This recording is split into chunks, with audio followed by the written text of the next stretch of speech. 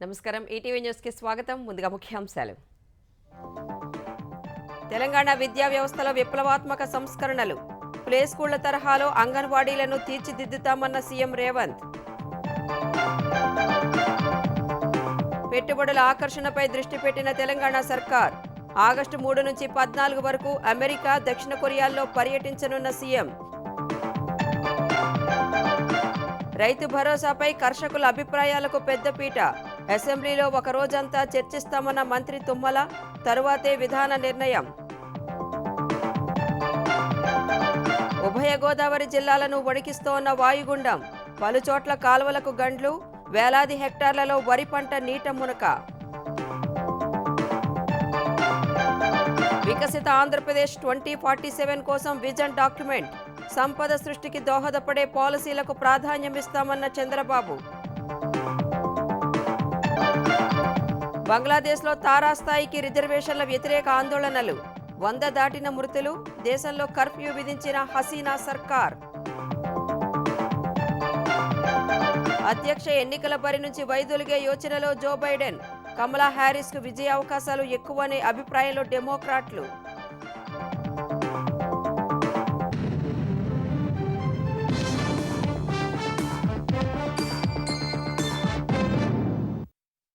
తెలంగాణ విద్యా వ్యవస్థలో విప్లవాత్మక సంస్కరణలు తీసుకొస్తామని ముఖ్యమంత్రి రేవంత్ రెడ్డి చెప్పారు.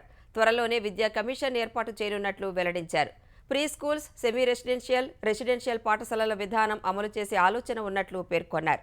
యూనివర్సిటీలకు ఉపకులపతులతో పాటు బోధనేతర సిబ్బందిని నియమిస్తామన్న ఆయన అవసరమైన సంస్కరణలపై విధానపత్రం తయారు చేయాలని విద్యావేత్తలను కోరారు. తెలంగాణ విద్యా వ్యవస్థలో సంస్కరణలకు ప్రభుత్వం శ్రీకారం చుట్టనుంది.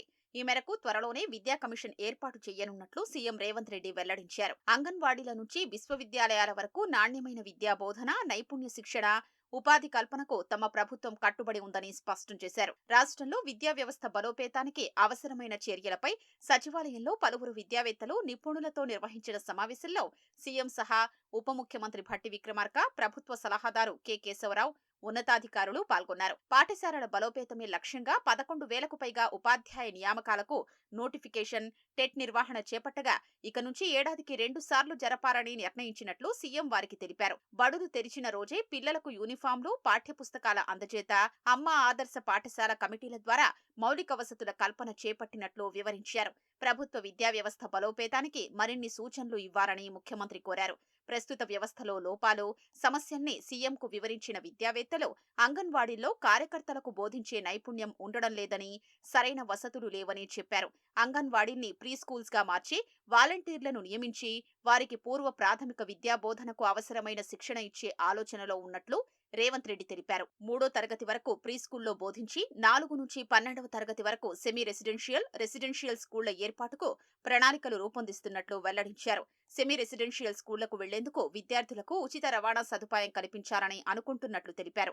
10 ఏళ్లుగా యూనివర్సిటీల్లో బోధనా సిబ్బంది నియామకాలు జరగలేదని, వీసీలు సైతం లేరని విద్యావేత్తలు ముఖ్యమంత్రి దృష్టికి తీసుకెళ్లారు. వీసీల నియామకానికి సెర్చ్ కమిటీలు వేశామని, త్వరలోనే ఉపకులపతుల్ని నియమిస్తామని సీఎం తెలిపారు. వర్సిటీలకు అభివృద్ధి గ్రాంట్స్ ఇవ్వాలని, యూనివర్సిటీలో వివిధ అంశాలపై లోతైన చర్చ, వాస్తవాల వెల్లడి, అభివృద్ధి, చరిత్రకు సంబంధించిన అధ్యయన కేంద్రాలు ఏర్పాటు చేయాలని నిపుణులు సూచించారు. విద్యా సూచికలో తెలంగాణ అట్టడుగున ఉందని, తామంతా ఉస్మానియా విశ్వవిద్యాలయంలోనే చదువుకుని ప్రపంచ దేశాలన్నీ తిరిగొచ్చామన్న వారు ప్రస్తుతం ఓయూలో విద్యా ప్రమాణాలు పడిపోయాయని ఆవేదన వ్యక్తం చేశారు. ఉమ్మడి రాష్ట్రంలో 11% ఉన్న విద్యాశాఖ బడ్జెట్ తెలంగాణ ఏర్పడిన తర్వాత 6.4% పడిపోయిందని, దాన్ని పెంచాలని సూచించారు.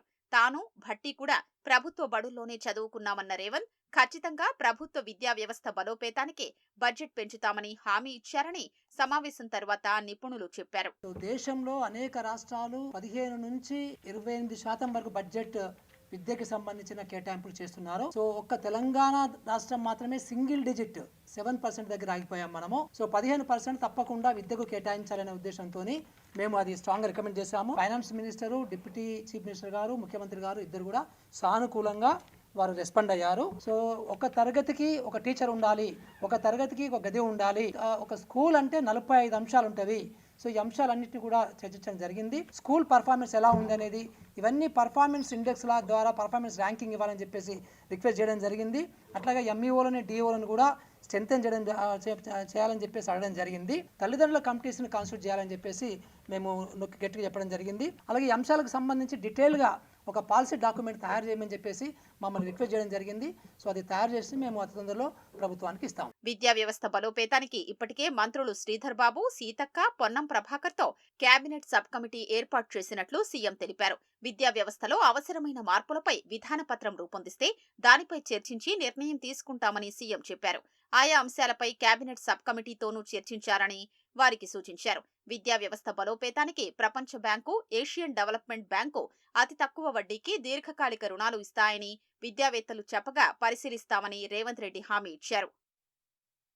ముఖ్యమంత్రి రేవంత్ రెడ్డి బృందం విదేశీ పర్యటన ఖరారైంది. ఆగస్టు 3 నుంచి 14 వరకు అమెరికా, దక్షిణ కొరియాలో పర్యటించనుంది. సీఎంతో పాటు పరిశ్రమలు, ఐటీ శాఖ మంత్రి శ్రీధర్ బాబు, సీనియర్ అధికారులు వెళ్లనున్నారు. ఈ నెల 23 నుంచి వచ్చే నెల 2 వరకు అసెంబ్లీ సమావేశాలు జరిగే అవకాశం ఉండగా ఆగస్టు 3న అమెరికా బయలుదేరి వెళ్లనున్నారు. 10వ తేదీ వరకు అమెరికాలోనూ తర్వాత దక్షిణ కొరియాలోనూ పర్యటిస్తారు. దక్షిణ కొరియా నుంచి ఆగస్టు 14న హైదరాబాద్ రానున్నారు. అమెరికా పర్యటనలో భాగంగా న్యూయార్క్, డల్లాస్, శాన్ ఫ్రాన్సిస్కోలలో వ్యాపార ప్రముఖులతో భేటీ అవుతారు. డాలస్, న్యూజెర్సీలో తెలుగు ప్రవాసులతో కూడా సమావేశమయ్యే అవకాశం ఉన్నట్లు తెలుస్తోంది. ముఖ్యమంత్రి బృందం అమెరికాలో సమావేశం కానున్న కంపెనీల్లో life sciences, consumer products, technology, electric vehicles ఉన్నట్లు తెలుస్తోంది. దక్షిణ కొరియాలో ఎలక్ట్రానిక్స్, టెక్స్టైల్స్, లైఫ్ సైన్సెస్ సంస్థల ప్రతినిధులను కలవనున్నారు. తెలంగాణలో పెట్టుబడులకున్న అనుకూలతలను తెలియచేయడంతో పాటు ప్రభుత్వం నుంచి అందించే సహకారాన్ని వివరిస్తారు. ఈ పర్యటనలో పెద్ద మొత్తంలో పెట్టుబడుల ఒప్పందాలు కుదురుతాయని ప్రభుత్వం అంచనా వేస్తోంది. బంగాళాఖాతంలో వాయుగుండం ప్రభావంతో తెలుగు రాష్ట్రాల్లో విస్తారంగా వర్షాలు కురుస్తున్నాయి. కొండపోత వానలకు ఏపీలో వాగులు, వంకలు పొంగి పొర్లుతున్నాయి. ఉభయ గోదావరి జిల్లాలో చాలా చోట్ల గంటలు పడగా వేల హెక్టార్లలో వరి నారుమళ్లు నీట మునిగాయి. రహదారులపైకి వరద చేరి రాకపోకలకు అంతరాయం కలుగుతోంది. గోదావరికి వరద పోటుతో యంత్రాంగం అప్రమత్తమైంది. మరో 2 రోజుల పాటు వర్షాలు కురుస్తాయన్న వాతావరణ శాఖ హెచ్చరికలతో తూర్పుగోదావరి, కోనసీమ, కాకినాడ జిల్లాల్లో పాఠశాలలకు ప్రభుత్వం సెలవులు ప్రకటించింది. ఆంధ్రప్రదేశ్లో జోరు వానలు కొనసాగుతున్నాయి. ఉమ్మడి తూర్పుగోదావరి జిల్లాలో 2 రోజులుగా ఎడతెరిపి లేకుండా వర్షం పడుతుండగా రాజానగరం, అనపర్తి, రాజమహేంద్రవరం, నిడదవోలు, కొవ్వూరు, గోపాలపురంలో లోతట్టు ప్రాంతాలు నీట మునిగాయి. సీతానగరం మండలంలో బొబ్బిల్లంక, మిర్తిపాడు రహదారిపై వంతెన కొట్టుకుపోయింది. గోదావరి వరద ఉధృతికి ములకల్లంక రహదారి నీట మునిగింది. కొవ్వాడ కాల్వ పంటలను ముంచేసింది. తాళ్లపూడి, గోపాలపురం, దేవరపల్లి, కొవ్వూరు, చాగల్లు, నిడదవోలు మండలాల్లో వరి పంటలు నీట మునిగాయి. వేల ఎకరాల్లో నాట్లు నీటిలో నానుతున్నాయి. ఏళ్ల తరబడి కొవ్వాడ కాల్వలో పూడిక తీయకపోవటం వల్ల వరద పంటలను ముంచెత్తింది. నల్లచెర్ల మండలంలో ఎర్ర కాల్వ ప్రమాదకరంగా ప్రవహిస్తోంది. జిల్లా వ్యాప్తంగా 8,000 హెక్టార్లకు పైగా వరి పొలాలు నీటిలో నానుతున్నాయి. మంత్రి దుర్గేష్, కలెక్టర్ ప్రశాంతి, రాజానగరం ఎమ్మెల్యే బత్తుల బలరామకృష్ణ క్షేత్రస్థాయిలో వరద పరిస్థితిని పరిశీలించారు.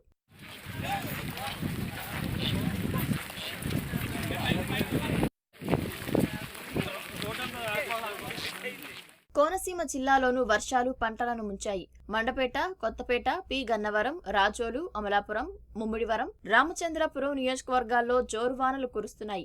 బూరుగుల్లంక వద్ద గోదావరిలో లంకవాసులు రాకపోకలు సాగించే రహదారి కొట్టుకుపోయింది. 4 లంక గ్రామాల ప్రజలకు మరబోట్లు ఏర్పాటు చేశారు. జిల్లా వ్యాప్తంగా 2,000 హెక్టార్లలో వరి నీట మునిగినట్లు అధికారులు గుర్తించారు. కలెక్టర్ మహేష్ కుమార్ వరద పరిస్థితిని పరిశీలించారు.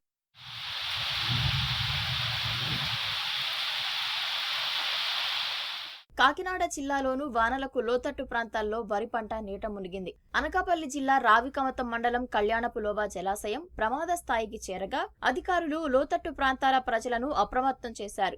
2 గేట్లు ఎత్తి నీటిని దిగువకు వదిలారు. పశ్చిమ గోదావరి జిల్లా తణుకు నియోజకవర్గంలో ముంపునకు గురైన ప్రాంతాలను జిల్లా కలెక్టర్ నాగరాణి, ఎమ్మెల్యే ఆరిమిల్లి రాధాకృష్ణ పరిశీలించారు. అత్తిలి మండలం తిరుపతిపురంలో మీనవల్లూరు లోకల వద్ద యనమదుర్రు కాలువ ఉధృతిని పరిశీలించారు. రైతులను అడిగి పంట నష్ట వివరాలు తెలుసుకున్నారు. యనమదుర్రు కాలువ పరివాహక ప్రాంతంలో నివసిస్తున్న వారిని పరామర్శించి అవసరమైతే పునరావాస కేంద్రాలకు వెళ్లాలని సూచించారు.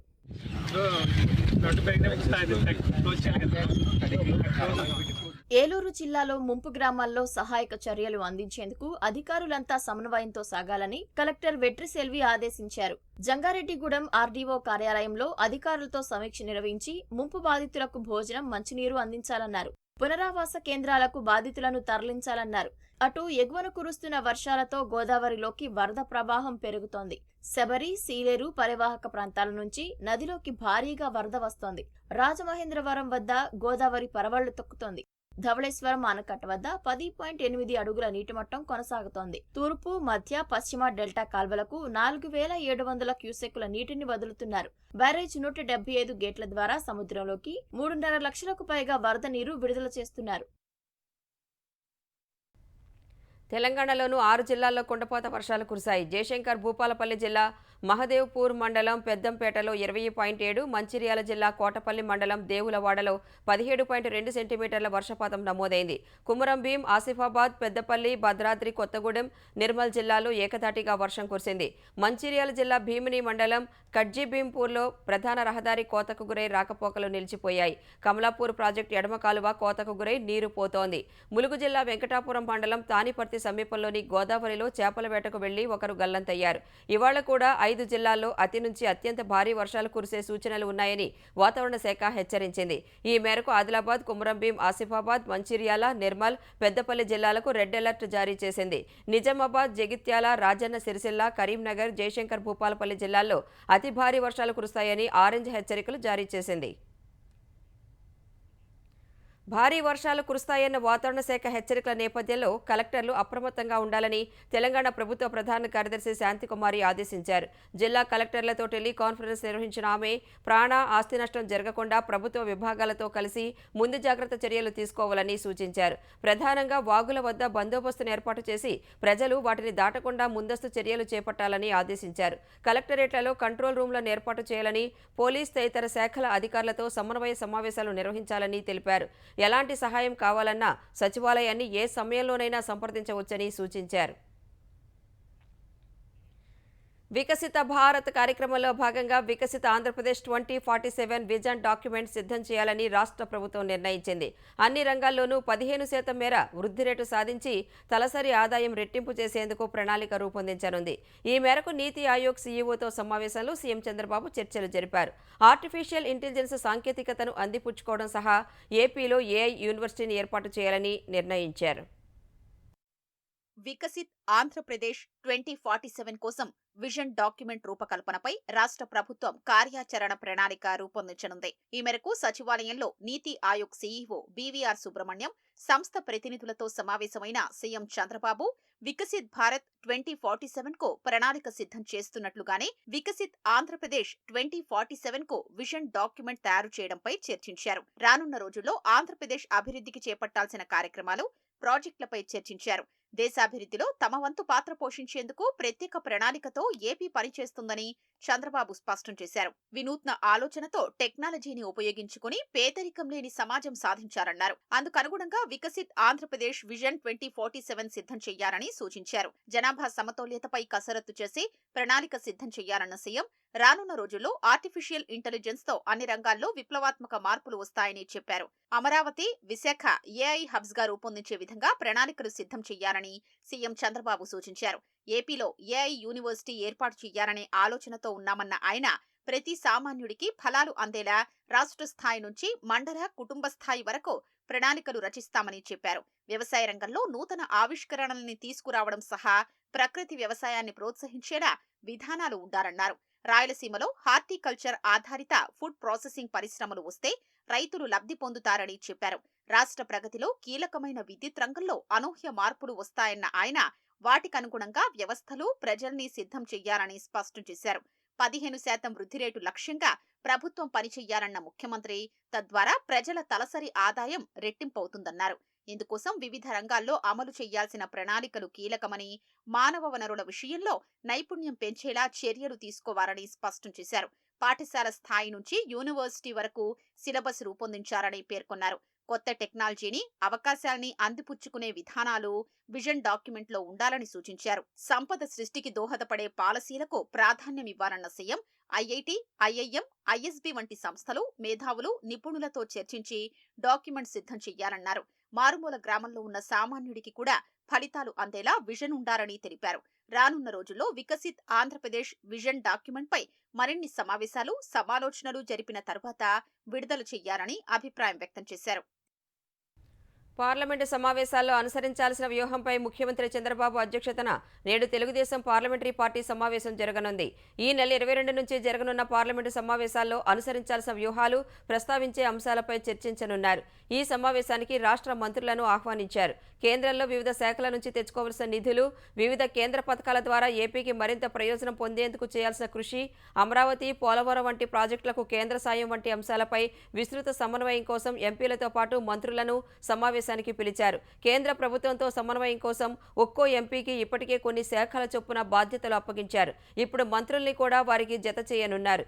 ఏపీకి అత్యంత ప్రాధాన్య అంశాలైన అమరావతి, పోలవరం ప్రాజెక్టులకు నిధులు సాధించుకోవడంతో పాటు జలజీవన్ మిషన్, కృషి సించాయి యోజన కింద మెరుగైన సాయం పొందే అంశంపై దిశానిర్దేశం చేయనున్నారు. దక్షిణ కోస్తా రైల్వే జోన్లో వివిధ ప్రాజెక్టులకు భూముల కేటాయింపులకు సంబంధించిన పెండింగ్ అంశాల పరిష్కారం, విశాఖ స్టీల్ ప్లాంటును గాడిన పెట్టేందుకు చేపట్టాల్సిన చర్యలు, విభజన హామీల్లో భాగంగా మంజూరు చేసిన సంస్థలకు సదుపాయాల కల్పన వంటి అంశాలపై చర్చించనున్నారు. రైతు భరోసాపై రైతులు వెల్లడించిన అభిప్రాయాలను చర్చించడానికి అసెంబ్లీలో ఒకరోజు మొత్తం సమయం కేటాయిస్తామని తెలంగాణ వ్యవసాయ శాఖ మంత్రి తుమ్మల నాగేశ్వరరావు చెప్పారు. రైతు భరోసాపై అన్నదాతలు, రైతు సంఘాల ప్రతినిధుల అభిప్రాయాలు పరిగణలోకి తీసుకుని విధానపరమైన నిర్ణయం తీసుకుంటామని వెల్లడించారు. రైతు భరోసా అమలు విధి విధానాలపై అన్నదాతల అభిప్రాయ సేకరణకు ఏర్పాటైన కేబినెట్ సబ్ కమిటీ ఉమ్మడి కరీంనగర్ జిల్లా రైతులతో ముచ్చటించింది. కరీంనగర్లో ఏర్పాటు చేసిన సమావేశానికి మంత్రి తుమ్మలతో పాటు మంత్రులు ఉత్తమ్ కుమార్ రెడ్డి, శ్రీధర్ బాబు, పొంగులేటి శ్రీనివాసరెడ్డి, పొన్నం ప్రభాకర్ సహా పలువురు ప్రజా ప్రతినిధులు, అధికారులు హాజరయ్యారు. రుణమాఫీపై విపక్షాల దుష్ప్రచారాన్ని అన్నదాతలు పట్టించుకోవద్దని మంత్రులు సూచించారు. ఇన్కమ్ ట్యాక్స్ ఫైల్ చేసే రైతులకు రైతు భరోసా ఇవ్వరంటూ కొంతమంది తప్పుడు ప్రచారం చేస్తున్నారని మండిపడ్డారు. బీఆర్ఎస్ ప్రభుత్వం రైతుల పేరిట 25,000 కోట్ల నిధులు దుర్వినియోగం చేసిందని ఆరోపించారు. ప్రతి పైసా నిజమైన లబ్ధిదారులకు అందించాలన్న ఉద్దేశంతోనే కాంగ్రెస్ ప్రభుత్వం కసరత్తు చేస్తోందని స్పష్టం చేశారు. కష్టపడి మీరు కట్టే ప్రతి రూపాయికి విలువ ఉండే విధంగా రైతులకు, నిజమైన రైతులకు అందించాలన్నదే ఈ ప్రభుత్వం యొక్క ముఖ్య ఉద్దేశం. నిజంగా గత ప్రభుత్వంలో లాగా కొండలు, గుట్టలకి, వాగులు, వంకలకి, రియల్ ఎస్టేట్ భూములకి వందలాది ఎకరాలకి డబ్బులు తీసుకున్న పద్ధతిలో ఇద్దామా, పార్టీ ఏదైనా నిజమైన రైతుకి ఇద్దామా అనేది ఒక్కసారి ఆలోచించి మీ అభిప్రాయాలు తీసుకున్న తర్వాతనే నిర్ణయం తీసుకోవాలని మీలో చర్చ పెట్టడం జరుగుతుంది. రైతులు ఆనందంగా ఉండాలి. రైతులు ఆనందంగా ఉండకపోతే ఏ రాష్ట్రం కూడా సుభిక్షంగా ఉండే అవకాశం లేదు. శాసనసభ్యులు ఎందుకు మాట్లాడించలేదంటే వీళ్ళు రేపు మీ అభిప్రాయానికి అనుగుణంగా శాసనసభలో వాళ్ళు మాట్లాడాలని. రేపు 23వ తారీఖున అవసరమైతే ఒక రోజు శాసనసభ మొత్తాన్ని కూడా రైతు భరోసాకే వాడి రైతు భరోసా మీద శాసనసభ్యుల అభిప్రాయం తీసుకోవాలని. పార్టీ ఫిరాయింపుల అంశంతో పాటు నిరుద్యోగుల సమస్యలను వివరించేందుకు బీఆర్ఎస్ నేతలు ఇవాళ గవర్నర్ను కలవనున్నారు. పార్టీ ఫిరాయింపులపై ఇప్పటికే శాసనసభాపతి ప్రసాద్ కుమార్కు ఫిర్యాదు చేసిన బీఆర్ఎస్ నేతలు హైకోర్టులోనూ పిటిషన్లు దాఖలు చేశారు. అవసరమైతే సుప్రీంకోర్టును ఆశ్రయించేందుకు కూడా సిద్ధమవుతున్న పార్టీ నేతలు మధ్యాహ్నం గవర్నర్ను కలిసి ఫిరాయింపుల అంశాన్ని వివరించనున్నారు. నిరుద్యోగుల సమస్యలు, ఉద్యోగ నియామకాల అంశాన్ని కూడా గవర్నర్ దృష్టికి తీసుకువెళ్లనున్నారు. గవర్నర్ సిపి రాధాకృష్ణన్ను బీఆర్ఎస్ నేతల బృందం కలవడం ఇదే తొలిసారి. అధికారాన్ని కోల్పోయిన తర్వాత బీఆర్ఎస్ నేతలు ఇప్పటి వరకు గవర్నర్ను కలవలేదు. హైదరాబాద్లో ట్రాఫిక్ సమస్య నుంచి వాహనదారులను గట్టెక్కించేందుకు నిర్మించిన పై వంతెనలు దాదాపుగా అందుబాటులోకి వచ్చాయి. నగర శివారు ఐటీ కారిడార్లోని గోపనపల్లి తండా వంతెనను సీఎం రేవంత్ రెడ్డి ఇవాళ లాంఛనంగా ప్రారంభించనున్నారు. సుమారు 28 కోట్ల వ్యయంతో వై ఆకారంలో నిర్మించిన ఆ వంతెనతో గచ్చిబౌలికి వెళ్లే ఐటీ ఉద్యోగులకు ట్రాఫిక్ కష్టాలు తీరనున్నాయి. ప్రధానంగా గోపనపల్లి, తెల్లాపూర్, నల్లగండ్ల, కొల్లూరు వాసులకు ఇబ్బందులు తప్పనున్నాయి. తెలంగాణలో గతేడాది నిర్వహించిన 2 రాత పరీక్షల్ని టీజీపీఎస్సీ రద్దు చేసింది. మహిళా శిశు సంక్షేమ శాఖలో శిశు అభివృద్ధి ప్రాజెక్టు అధికారులు సిపిడిఓ, విస్తరణ అధికారుల నియామక పరీక్షా ప్రశ్నాపత్రాలు లీక్ అయినట్లు వెల్లడైంది. ఈ కేసు విచారణలో భాగంగా సెంట్రల్ ఫోరెన్సిక్ సైన్స్ ల్యాబొరేటరీ ప్రత్యేక దర్యాప్తు బృందం నివేదిక ఆధారంగా 2023 జనవరి 3, 8 తేదీల్లో నిర్వహించిన పరీక్షలు రద్దు చేసినట్లు టీజీపీఎస్సీ కార్యదర్శి నవీన్ నికోలస్ వెల్లడించారు. పునః పరీక్ష తేదీలను త్వరలో వెల్లడిస్తామని పేర్కొన్నారు. మహిళా శిశు సంక్షేమ శాఖలో 23 సిడిపిఓ, 181 ఈఓ పోస్టులకు 2022లో ఉద్యోగ ప్రకటనలు వెలువడ్డాయి. సిడిపిఓ పోస్టులకు 19,182 మంది దరఖాస్తు చేయగా ఈఓ పోస్టులకు 26,751 మంది పోటీ పడ్డారు. సిడిపిఓ పోస్టులకు 2023 జనవరి 3న, ఈఓ పోస్టులకు జనవరి 8న పరీక్షలు జరిగాయి. అయితే ప్రశ్నాపత్రాల లీకేజ్ వ్యవహారం బయటపడటంతో ఫలితాలు ప్రకటించలేదు. స్వల్ప కారణాలతో రిజిస్ట్రేషన్లను మౌఖికంగా తిరస్కరిస్తుండడాన్ని తెలంగాణ హైకోర్టు తప్పుపట్టింది. ప్రతి చిన్న వివాదానికి కూడా కోర్టు ఉత్తర్వులు తీసుకురావాలంటూ సబ్ రిజిస్ట్రార్లు పట్టుబడుతున్న నేపథ్యంలో కీలక మార్గదర్శకాలు జారీ చేసింది. రిజిస్ట్రేషన్లను మౌఖికంగా తిరస్కరించడానికి వీల్లేదని, తగిన కారణాలు పేర్కొంటూ రాతపూర్వక ఉత్తర్వులు జారీ చేయాలని సబ్ రిజిస్ట్రార్లకు స్పష్టం చేసింది. రిజిస్ట్రేషన్ను తిరస్కరిస్తే స్టాంపు డ్యూటీ వాపసు చేయడానికి సరళీకృత విధానం అవసరమని పేర్కొంది. కోర్టులో వివాదం పరిష్కారమైన ఉత్తర్వులు తీసుకురావాలంటూ పెద్దంబర్పేట సబ్ రిజిస్ట్రార్ రిజిస్ట్రేషన్ను తిరస్కరించడాన్ని సవాలు చేస్తూ రంగారెడ్డి జిల్లాకు చెందిన ఓ మహిళ 24 పిటిషన్లు దాఖలు చేశారు. వీటిపై ఇటీవల హైకోర్టు విచారణ చేపట్టి కీలక ఉత్తర్వులు జారీ చేసింది. నిషేధిత జాబితాలోని ఆస్తుల రిజిస్ట్రేషన్ వ్యవహారాల్లో సబ్ రిజిస్ట్రార్లు తమ స్థాయిలో నిర్ణయం తీసుకోకుండా మౌఖికంగా తిరస్కరిస్తున్నారని పేర్కొన్నారు. ఫలితంగా ఆయా వ్యక్తులు కోర్టును ఆశ్రయిస్తున్నారని తెలిపారు. తెలంగాణలోని ఇంజనీరింగ్ కళాశాలల్లో ఈసారి రికార్డు స్థాయిలో తొలి విడత కౌన్సిలింగ్లోనే 95.6% సీట్ల కేటాయింపు జరిగింది. కన్వీనర్ కోటా కింద ఈడబ్ల్యూఎస్ సీట్లతో కలుపుకొని 78,694 సీట్లు అందుబాటులో ఉండగా 96,238 మంది పోటీ పడ్డారు. వారిలో 75,200 అభ్యర్థులకు బీటెక్ సీట్లు దక్కాయి. వాటిలో 33,892 సీట్లు అమ్మాయిలకు దక్కాయి. 1000 లోపు ర్యాంకర్లలో 88 మంది మాత్రమే కౌన్సిలింగ్లో పాల్గొన్నారు. సిఎస్ఈ, ఐటీ సంబంధిత 17 బ్రాంచుల్లో 53,890 సీట్లు ఉండగా 53,517 భర్తీ అయ్యాయి. ఎలక్ట్రానిక్స్, ఎలక్ట్రికల్ సంబంధిత 9 బ్రాంచుల్లో 16,344 సీట్లుంటే 15,127 నిండాయి. సివిల్, మెకానికల్ సంబంధిత 10 బ్రాంచుల్లో 7,339 సీట్లకు 5,689 మాత్రమే భర్తీ అయ్యాయి. సీట్లు పొందిన వారు ఈ నెల 23 లోపు అలాట్మెంట్ లెటర్లో పేర్కొన్న ట్యూషన్ ఫీజు చెల్లించి ఆన్లైన్లో సెల్ఫ్ రిపోర్టింగ్ చేయాలని, లేకపోతే సీట్లు రద్దవుతాయని ఎప్సెట్ ప్రవేశాల కమిటీ కన్వీనర్ శ్రీదేవసేన తెలిపారు. మేడ్చల్ జిల్లా దుండిగల్ వద్ద జరిగిన రోడ్డు ప్రమాదంలో 3 ఇంజనీరింగ్ విద్యార్థులు ప్రాణాలు కోల్పోయారు. దుండిగల్ వద్ద ఓఆర్ఆర్ సర్వీస్ రోడ్డుపై కారు అతివేగంగా లారీని ఢీకొట్టింది. ఈ ప్రమాదంలో కారులో ప్రయాణిస్తున్న 3 ఇంజనీరింగ్ విద్యార్థులు అక్కడికక్కడే మృతి చెందగా మరో 2కి తీవ్ర గాయాలయ్యాయి. మృతులు ఓ ఇంజనీరింగ్ కళాశాలకు చెందిన ఆకాష్, హరి, అస్మిత్లుగా గుర్తించారు. తీవ్రంగా గాయపడిన 2ని మల్లారెడ్డి ఆసుపత్రికి తరలించారు. అతివేగమే ప్రమాదానికి కారణమని పోలీసులు ప్రాథమికంగా నిర్ధారించారు. న్యాయమూర్తి జస్టిస్ ఏవి రవీంద్రబాబుకు ఆంధ్రప్రదేశ్ హైకోర్టు ఘనంగా వీడ్కోలు పలికింది. పదవీ విరమణ సందర్భంగా జస్టిస్ రవీంద్రబాబుకు వీడ్కోలు పలికేందుకు ప్రధాన న్యాయమూర్తి జస్టిస్ ధీరజ్ సింగ్ ఠాకూర్ నేతృత్వంలో న్యాయమూర్తులంతా మొదటి కోర్టు హాల్లో ప్రత్యేకంగా సమావేశమయ్యారు. జస్టిస్ రవీంద్రబాబు అందించిన న్యాయ సేవలను గుర్తు చేసుకున్న ప్రధాన న్యాయమూర్తి ఎన్నో కీలక కేసులను పరిష్కరించారని కొనియాడారు. హైకోర్టు పరిపాలనకు సంబంధించిన కమిటీలలో సభ్యులుగా విశిష్ట సేవలు అందించారని గుర్తు చేసుకున్నారు. జస్టిస్ రవీంద్రబాబు వివిధ స్థాయిలలో పనిచేసి మంచి పరిపాలన దక్షకుడిగా పేరు గడించారని అడ్వకేట్ జనరల్ దమ్మాలపాటి శ్రీనివాస్ పేర్కొన్నారు. ఎన్నో క్లిష్టమైన కేసుల్లో తీర్పులు ఇవ్వడం సంతృప్తినిచ్చిందన్న జస్టిస్ రవీంద్రబాబు వృత్తి జీవితంలో తనకు సహకరించిన వారికి కృతజ్ఞతలు తెలిపారు. రిజర్వేషన్ల వ్యతిరేక ఆందోళనలు తారాస్థాయికి చేరిన వేళ బంగ్లాదేశ్ ప్రభుత్వం కీలక నిర్ణయం తీసుకుంది. దేశవ్యాప్తంగా కర్ఫ్యూ విధిస్తూ ఉత్తర్వులు జారీ చేసింది. శాంతి భద్రతల్ని అదుపులో ఉంచేందుకు సైన్యాన్ని రంగంలోకి దింపింది. 3 వారాలుగా అశాంతి నెలకొనడంతో బంగ్లాదేశ్లో ఉంటున్న భారతీయ విద్యార్థులు అక్కడి నుంచి వెనక్కి వస్తున్నారు. నిన్న ఒక్కరోజే 300కి పైగా విద్యార్థులు స్వదేశానికి తిరిగి వచ్చారు. బంగ్లాదేశ్లో 15,000 మంది భారతీయులు ఉండగా వారిలో 8,000 మంది విద్యార్థులే ఉన్నారు. బంగ్లాదేశ్ విముక్తి కోసం పోరాడి అమరులైన స్వాతంత్ర్య సమర యోధుల పిల్లలు, మనవళ్లు, మనవరాళ్లకు గతంలో ఉన్న 30 10% రిజర్వేషన్లను గత నెలలో ఆ దేశ హైకోర్టు పునరుద్ధరించింది. దీంతో విద్యార్థులు దేశవ్యాప్తంగా ఆందోళనలకు దిగారు. ఈ పద్ధతిని సంస్కరించి ప్రతిభ ఆధారంగా మొదటి, రెండో శ్రేణి ప్రభుత్వ ఉద్యోగాలను భర్తీ చేయాలంటూ ఢాకా, రాజ్షాహి, కుల్నా, చిత్రోంగ్రాలలో పెద్ద ఎత్తున ఆందోళనలు జరుగుతున్నాయి. ఆందోళనకారులు ప్రభుత్వ అనుకూల విద్యార్థి సంఘం, భద్రతా దళాల మధ్య జరిగిన ఘర్షణల్లో 100 మందికి పైగా మృతి చెందారని జాతీయ మీడియా పేర్కొంది. అమెరికా అధ్యక్ష ఎన్నికల బరి నుంచి వైదొలగాలని జో బైడెన్పై ఒత్తిడి రోజురోజుకి పెరుగుతోంది. ఆయన సన్నిహితులు అధ్యక్షుడు రేసులో ఉంటారని చెబుతున్నప్పటికీ డెమోక్రటిక్ పార్టీలో చాలా మంది వ్యతిరేకత వ్యక్తం చేస్తున్నారు. పోటీ నుంచి వెనక్కి తగ్గే అంశంపై బైడెన్ కూడా తీవ్రంగా ఆలోచిస్తున్నారని, ఆత్మపరిశీలన చేసుకుంటున్నారని ఓ అమెరికన్ పత్రిక కథనాన్ని ప్రచురించింది. మరోవైపు అధ్యక్ష రేసులో ఉపాధ్యక్షురాలు కమలా హ్యారిస్ పేరు బలంగా వినిపిస్తోంది. బైడెన్ స్థానంలో ఆమె పోటీ చేస్తే విజయ అవకాశాలు ఎక్కువగా ఉంటాయని డెమోక్రాట్లలో అత్యధికులు భావిస్తున్నారు. ప్రతి 10 మంది డెమోక్రాట్లలో 6 కమలా హ్యారిస్ అభ్యర్థిత్వాన్ని సమర్థిస్తున్నారని Associated Press National Opinion Research Center తాజాగా నిర్వహించిన సర్వేలో తేలింది. మిగిలిన 4 2 తమకు తెలియదని చెప్పగా 2 ఆమెకు మద్దతు తెలపలేదు.